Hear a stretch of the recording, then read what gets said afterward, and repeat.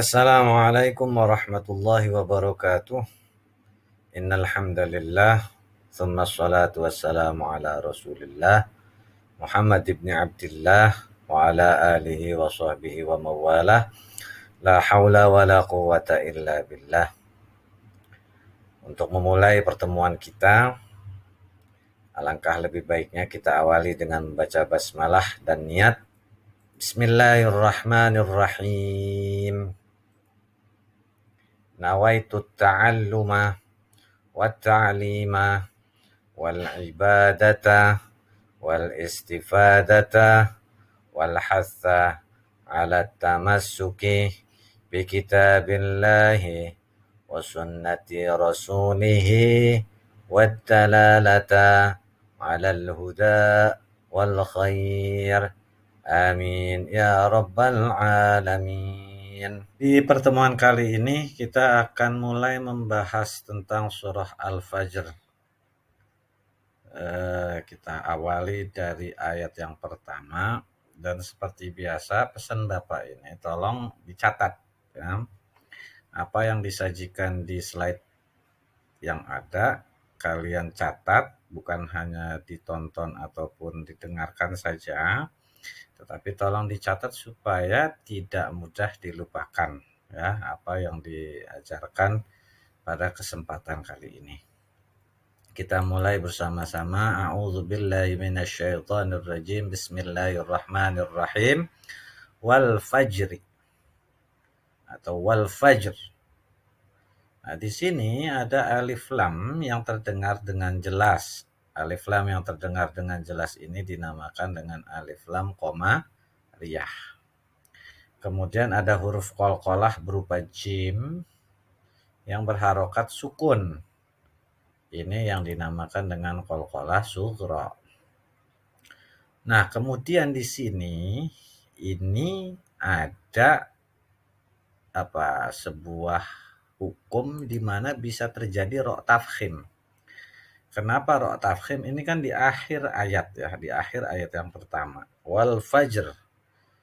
Nah, ini kalau kita baca waqaf, maka dihukuminya ra' tafkhim. Kenapa? Karena di sini ada hurufnya berharokat fathah. Meskipun di sini ada huruf yang sukun. Tapi karena ini fathah, maka dihukumi ra' tafkhim. Namun berhubung di sini ada waqaf mamnu ya, maka dia juga bisa menjadi ra' tarkik jika dibaca wasal. Wal fajri walayalin ashr. Itu kan seperti itu. Ayat yang keduanya namanya wal fajri walayalin ashr. Nah, kalau dibacanya wasal ini hukumnya ra' tarkik. Tapi kalau dibacanya waqaf ini hukumnya ra' tafkhim. Jadi kalau ada soal ada apa saja hukum yang terkandung di dalam ayat wal fajri ini, kalau dibaca waqaf, maka kalau dibaca waqaf ya ini ra' tafkhim yang benar. Tetapi kalau dibaca wasal maka ra' tarkiklah yang benar. Ya, kalau ada dua-duanya ya keliru. Ini yang harus kalian pahami. Wal fajr. Ini transliterasinya. Wal fajr. Kalau mau baca wal fajri artinya demi fajar. Nah, di sini wawu di sini ini namanya wawu qasam. Wawu qasam itu maksudnya wawu sumpah.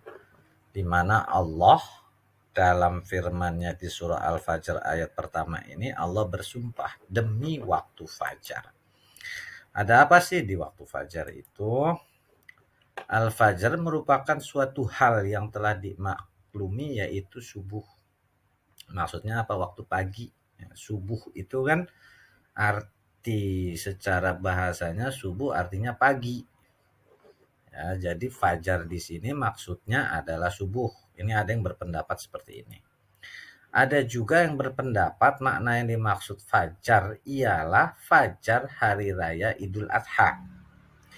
Jadi maksud awal fajri ini ada yang mengatakan ini waktu subuh, ada juga yang mengatakan fajar di sini maksudnya fajar di hari raya Idul Adha atau Idul Kurban pada tanggal 10 Zulhijjah. Pendapat yang lain mengatakan makna yang dimaksud ialah sholat yang dikerjakan di saat fajar, yaitu sholat fajar sebagaimana yang dikatakan oleh Ikrimah. Maksudnya sholat fajar di sini adalah sholat sunnah yang dilakukan sebelum sholat subuh, itu sholat sunnah fajar. Ada juga yang mengatakan sholat fajar itu ya sholat subuh. Tetapi yang jelas fajar ini dilakukan di saat pagi hari. Ya. Ada lagi yang berpendapat, yang bersumbernya dari Ibnu Abbas mengatakan fajar ini maksudnya adalah sepanjang siang. Ya. Dari mulai matahari mengeluarkan sinarnya sampai matahari tenggelam, itulah yang dinamakan fajar. Ini riwayat yang bersumbernya dari Ibnu Abbas. Nah, pertanyaannya, fajar apa sih fajar? Ada orang namanya fajar. Ini yang dibahas fajar juga. Fajar adalah keadaan dalam hari, dalam satu hari ya, ketika cahaya kemerah-merahan tampak di langit sebelah timur menjelang matahari terbit. Jadi karena bumi bulat, itu kan ada seberkas cahaya sebelum matahari terbit, itulah yang dinamakan fajar. Nah, waktu fajar ini ditandai dengan cahaya terang yang memancar secara horizontal pada garis cakrawala. Garis cakrawala yang di ujung pandangan mata itu terlihat. Nah, itu bentuknya horizontal, bukan vertikal ya. Menyebar. Kalau kalian melihat sunrise, terbit matahari, ya, entah di gunung, entah di mana, itu ini seperti yang ada di gambar di belakang, mataharinya belum terbit, tapi cahayanya sudah ada. Itulah yang dinamakan fajar. Indikasi yaitu adanya cahaya matahari yang lemah, sementara matahari sendiri masih berada di bawah garis cakrawala. Itu maksud dari fajar. Ya, jadi kayak seperti ini, ada cahayanya udah kelihatan, tapi mataharinya belum ada. Ini yang dinamakan waktu fajar, masih berkas cahaya. Mataharinya belum terbit sama sekali, bentuknya horizontal ya, enggak vertikal ke atas. Kemudian ayat yang kedua, walayalin ashr. Walayalin. Walaya di sini ada fathah ketemu alif mati, namanya matto bi'i. Kemudian ada tanwin ketemu ain, ini yang dinamakan idhar halqi. Maksudnya idhar halqi itu nun mati atau tanwin yang ketemu dengan huruf halq, yaitu alif ha, ain ha, ghin, kha, ada 6. Ya. Semuanya ada di sini di halq. Kemudian nah di sini sama terjadi hukumnya yang sama. Kalau dibacanya waqaf, ini terjadinya ro tafkhim karena di sini fathah. Sebelum ada yang sukun ini fathah. Tetapi karena di sini ada waqaf mamnu, maka kalau dibacanya wasal yang terjadi ro tarqiq. Kalau dibacanya waqaf karena di akhir ayat, maka hukumnya ro tafkhim. Seperti itu. Walayalin ashr. Kalau dibacanya wasal walayalin ashri wal wasyaf'i wal watri. Ya, ayat berikutnya. Artinya demi malam yang 10. Maksudnya apa malam yang 10? Mengenai 10 malam, makna yang dimaksud ialah tanggal 10 bulan Zulhijjah sebagaimana dikatakan oleh Ibnu Abbas. Tadi kan dikatakan fajar di sini adalah fajar yang berkaitan ada di hari raya Idul Adha. Maka maksudnya yang 10 malam ini, maka 10 malam sebelum hari Idul Adha. Jadi dari tanggal 1 Zulhijjah sampai tanggal 10 Zulhijjah. Itu yang dimaksud dengan walayalin ashrin. Ada juga pendapat yang lain yang dimaksud adalah 10 hari pertama dari bulan Muharram menurut apa yang diriwayatkan oleh Abu Ja'far Ibnu Jarir. Maksudnya ini ada beberapa hari yang kaitannya dengan 10. Ya. Maksudnya hari dengan kaitannya 10, contoh 10 Zulhijjah berarti dari tanggal 1 sampai tanggal 10. Ini ada kaitannya. Walayalin asyr dan 10 malam. Ya, demi malam yang 10. Nah, itu bisa tanggal 1 Zulhijjah sampai 10 Zulhijjah. Ada juga yang mengatakan itu di bulan Muharram. Karena di 1 Muharram, nah nanti ada namanya hari 10 Muharram atau yang disebut dengan hari Asyura, ya, di mana kita disunahkan berpuasa. Ada juga yang berpuasanya dari hari ke-9 Muharram yang disebut dengan puasa Tasu'a. Lalu puasa Asyura. Puasa Asyura itu maksudnya puasa di tanggal 10 bulan Muharram. Nah, dari tanggal 1 sampai tanggal 10 Muharram itu yang dimaksud dengan walayalin asyr. Itu menurut Abu Ja'far. Nah, kalau menurut Ibnu Abbas, maksud walayalin asyr itu adalah tanggal 1 sampai tanggal 10 Zulhijjah. Sedangkan ada juga yang punya pendapat dengan maknanya dan malam yang 10 ini, sumpah demi malam yang 10 ini, yang dimaksud adalah 10 malam yang pertama dari bulan Ramadan. Ada juga nanti yang berpendapat 10 malam terakhir di bulan Ramadan. Apapun pendapatnya, itu berarti di 3 malam. Entah itu bulan Zulhijjah 1 sampai tanggal 10, atau tanggal 1 sampai 10 Muharram, atau mau tanggal 1 sampai 10 bulan Ramadan, 10 hari yang pertama, 10 hari yang kedua di bulan Ramadan, ataupun 10 hari yang ketiga di bulan Ramadan. Ini beberapa ulama menyatakan itu maksud dari arti walayalin asyr. Ayat yang ketiga, wasyaf'i wal watr. Wasyaf'i wal watri. Wasyaf'i. Alif lamnya nggak jelas. Ini yang disebut dengan alif lam syamsiyah. Wal watri alif lamnya jelas. Namanya alif lam qamariyah. Ini pun sama hukumnya seperti tadi.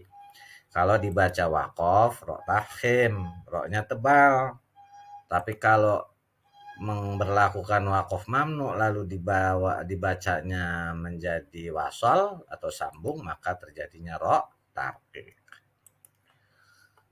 Wasyaf'i, bukan wasyafi ya, wasyaf'i wal watri wal fajri wa layalin ashrin wasyaf'i wal watr. Ya. Ini di sini hukumnya. Hal fi dzalika qasamul lidzi hijr, nanti ayat yang keempatnya. Demi yang genap dan yang ganjil. Tadi demi fajar, demi malam yang ke-10. Sekarang demi yang genap dan yang ganjil. Maksudnya apa sekarang? Yang dimaksud dengan asyafa' genap ialah hari raya kurban. Karena 10 Zulhijjah. Tanggal 10 kan berarti genap. Karena ia jatuh pada tanggal 10. Sedangkan yang dimaksud dengan al-watr, ganjil, maksudnya hari Arafah. Hari Arafah itu jatuhnya pada tanggal 9 Zulhijjah. Jadi yang genapnya 10 Zulhijjah, ganjilnya yang 9 Zulhijjah. Ibnu Zubair mengatakan bahwa asyaf yang genap adalah pertengahan hari tasyrik. Jadi kalau habis lebaran haji itu kan ada namanya hari tasyrik, 11, 12, 13 itu haram untuk berpuasa. Nah, kalau pertengahannya kan tanggal 12 itu genap. Ya. Sedangkan wal watr adalah akhir hari tasyrik, berarti tanggal 13 itu maksudnya ganjil. Ada lagi yang dimaksud dengan genap, asyaf'u itu ialah jodoh, sejodoh. Pagi, siang, malam, suka, duka, ya, seperti itu. Ya, pasangannya, yin, yang. Dan yang dimaksud dengan al-watru, ganjil, maksudnya Allah. Karena Allah itu esa, ya, tidak berbilang. Dikatakan asyaf'u, ada juga yang mengatakan asyaf'u yang genap itu adalah sholat isya. Karena 4 rakaat. Nah, yang dinamakan wal watru yang ganjil adalah sholat maghrib. Karena 3 rakaat. Itu maksud dari yang genap, yang ganjil. Ayat yang keempat, walaili idza yasr. Allah. Nah, di sini ada alif lam syamsiyah. Kemudian fathah ketemu ya mati, ini dinamakan mad layyin. Fathah ketemu alif mati, mad tabi'i.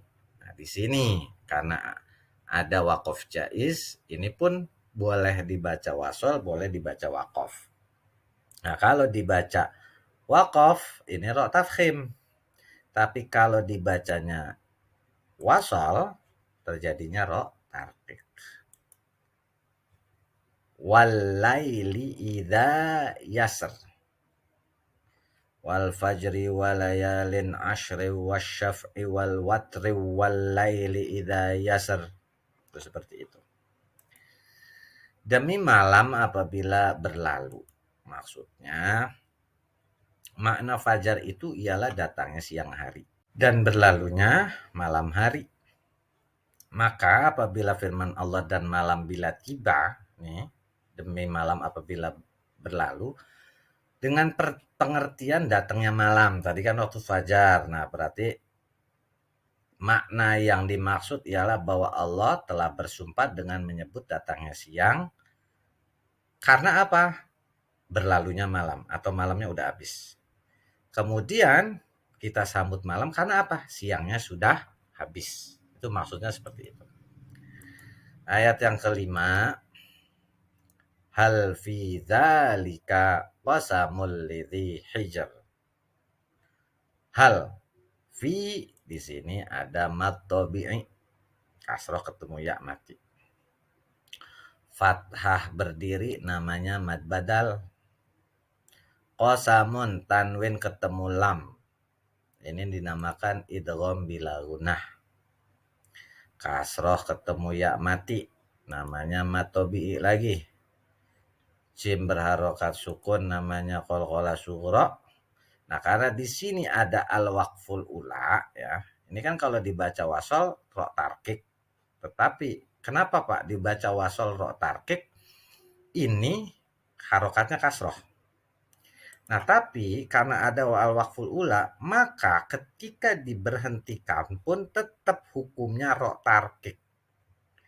Tadi ro tafkhim karena di sininya fathah. Nah, karena di sininya harokatnya kasroh, maka tetap mau berhenti ataupun sambung, ro-nya tetap dibacanya tipis. Adapun artinya, apa transliterasinya? Hal fi dzalika qasamun lidzi hijr. Kalau dibacanya wasal, hal fi dzalika qasamul lidzi hijrin. Artinya, adakah pada yang demikian itu terdapat sumpah yang dapat diterima bagi orang-orang yang berakal? Maksudnya, bagi orang yang mempunyai akal pikiran, akal itu maksudnya hijr, pencegah.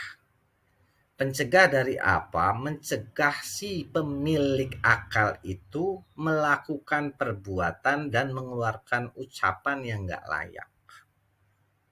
Ini Allah udah ngajakin bersumpah dari demi fajar, demi malam yang ke-10, demi yang genap dan yang ganjil, ya kan? Dan malam apabila telah berlalu, apakah sumpah itu nggak dipakai? Berarti apa? Di setiap putarannya Allah senantiasa mengawasi.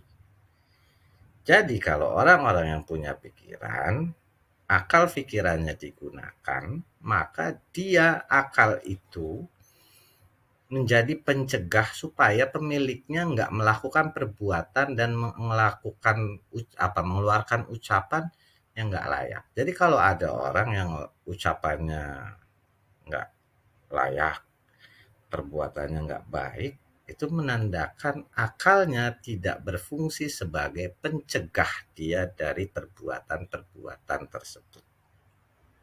Itu seperti itu. Mungkin ini dulu saja 5 ayat yang pertama di surah Al-Fajr. Setelah kalian tonton, kalian pahami, kalian catat seperti biasa, ya, kalian kerjakan evaluasi sekaligus absensi. dengan batas waktu yang sudah Bapak tetapkan. Kecuali yang ikut PTM ya. Kalau yang tidak ikut PTM sesuai dengan batas waktu yang ditetapkan. Kalau sampai nanti diingetin kagak nyelesain juga, maka ya kalian akan mengerjakan tugas tambahan lainnya. Jadi manfaatkanlah waktu yang dibuat ini dengan sebaik-baiknya. Adapun password yang Bapak gunakan untuk hari ini adalah kata hijr. Untuk mengakhirinya, kita akhiri dengan kafaratul majlis. Subhanakallahumma wa bihamdika asyhadu an la ilaha illa anta astaghfiruka wa atubu ilaik. Walhamdulillahi rabbil alamin. Wassalamualaikum warahmatullahi wabarakatuh.